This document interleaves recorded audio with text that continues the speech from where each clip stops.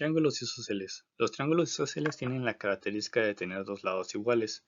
En este caso en la imagen están representados por A. Y tienen dos ángulos iguales, que están representados por alfa. Las características del triángulo. Cada parte del triángulo tiene un nombre. En este caso, dos lados se llaman catetos. Estos catetos tienen la misma medida. También tenemos un lado desigual que se llama la base. El ángulo que se forma entre la base y el cateto se llama ángulo de base. En este caso hay dos. Y también tenemos el ángulo de vértice que se forma entre los dos catetos. Ahora vamos a introducir algunas propiedades de los triángulos. El bisector del ángulo. En este caso es una recta que divide un ángulo. La mediana. Es una recta que sale de un vértice y llega al punto medio del lado opuesto. La altura. Es una recta que sale de un vértice, pero toca el lado opuesto de manera perpendicular y forma un ángulo de 90 grados.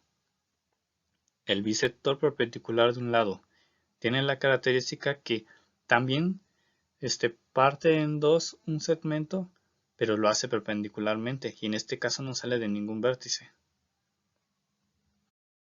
Ahora vamos a ver cómo sacar el perímetro del triángulo isósceles. Como ya habíamos hablado, el triángulo isósceles tiene dos lados iguales y tiene un desigual. Y como sabemos, para sacar el perímetro de un triángulo simplemente es la suma de cada lado. En este caso, si tenemos dos lados que su valor es A y un lado que su valor es B, entonces nuestra suma sería B más A más A. Pero como tenemos dos veces A, lo podemos simplificar como B más dos veces A. Esta es nuestra fórmula. Y aquí tenemos un ejemplo. Tenemos dos lados, que en este caso son los catetos, que valen lo mismo. Cada uno vale 13. Y tenemos nuestra base, que vale 10. Introducimos la fórmula, la base vale 10. Y los catetos, que están representados por A, vale 13. Tenemos 10 más 2 por 13. 2 por 13 es 26. Más 10 son 36. Y este es nuestro resultado. Así se saca el perímetro de los triángulos isósceles. Y vamos a ver el área.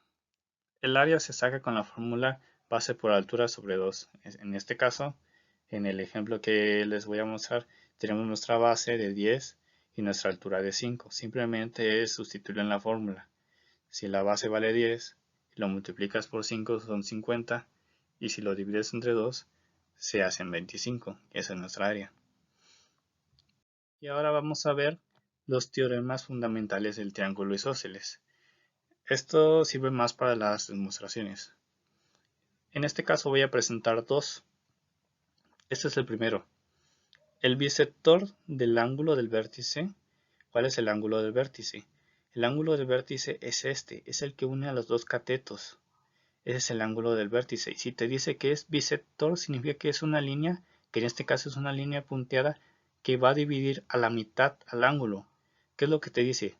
El bisector del ángulo del vértice de un triángulo isósceles separa el triángulo en dos triángulos congruentes. Entonces te está diciendo que esta línea, este bisector, te va a formar dos ángulos que tienen las mismas características. En este caso, triángulo MPQ y el triángulo NPQ.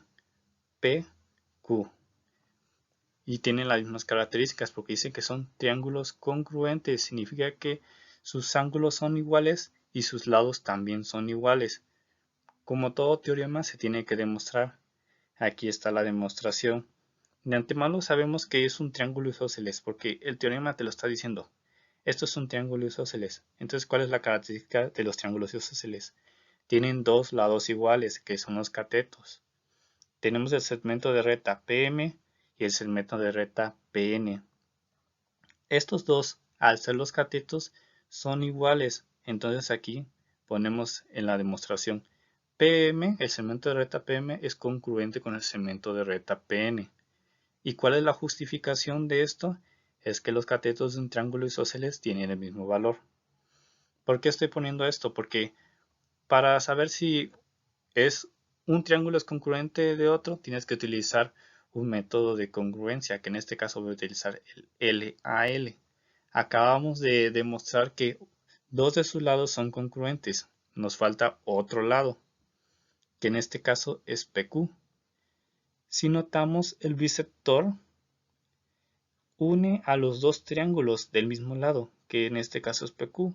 Entonces PQ es congruente a sí mismo, es PQ, se le llama así identidad.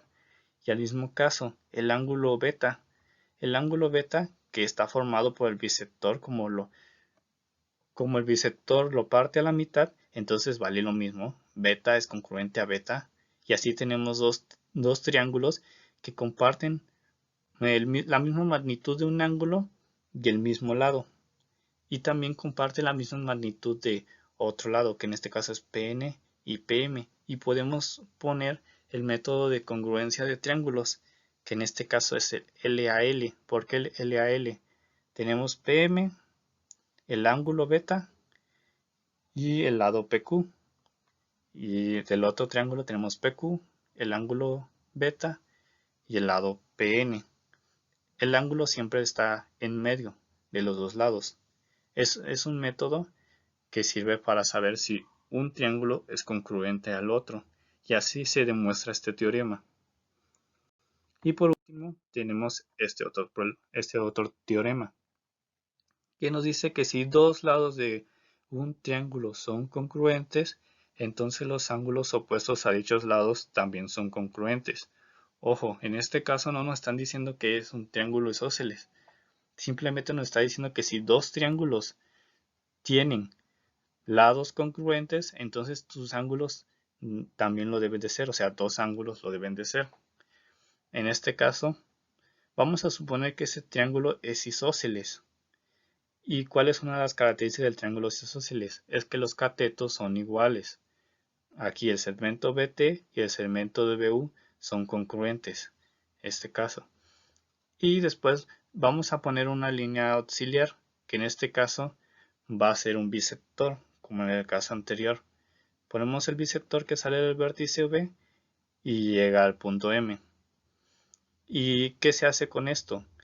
El bisector del ángulo del vértice de un triángulo isósceles separa el triángulo en dos triángulos congruentes. Este fue el teorema que vimos hace rato, lo que quiere decir que este bisector me hace dos triángulos que son congruentes.